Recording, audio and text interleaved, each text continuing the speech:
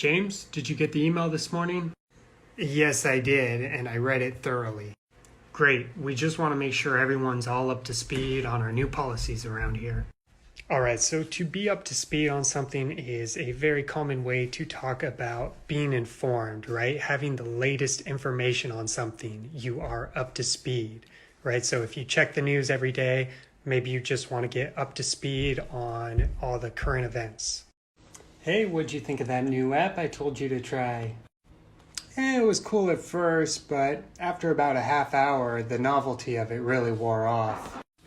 Alright, so for the novelty of something to wear off is a phrase that we use to talk about when something that is new and exciting no longer seems new and exciting. We'll say, the novelty of it kind of wore off. The novelty refers to whatever it was that impressed you about it or whatever it made it special or unique, whatever it was. We'll say the novelty kind of wears off after a little bit, or the novelty wore off. I can't talk. Okay, now that I've gathered myself, the novelty wore off. To wear off means it kind of like faded away. Hey man, I noticed you're not eating any ice cream tonight. What gives?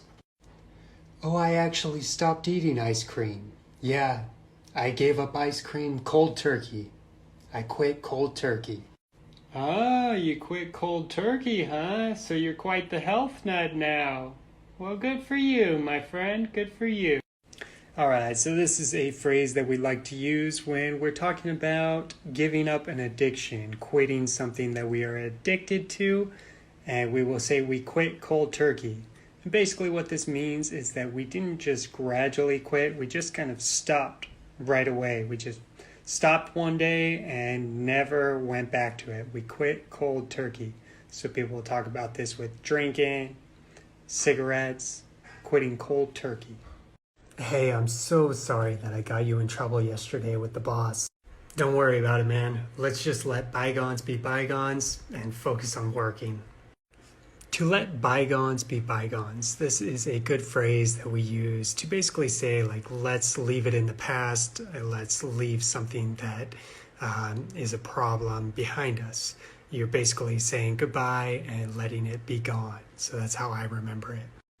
Wow, you are really going to town with studying tonight. Yep, I got a big test tomorrow, so I'm really studying hard. All right, so we use this phrase to go to town, and it just means to do something to the maximum, to do it really hardcore. You're really going to town.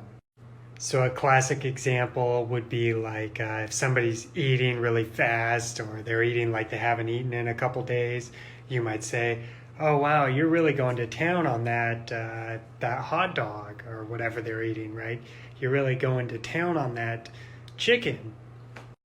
I'm not quite sure where the expression came from, but I think it has something to do with like back in the day, if you lived out in the country and you went into downtown, you would say, I'm going into town or going to town, probably to do something big or important. I don't know. It makes sense to me.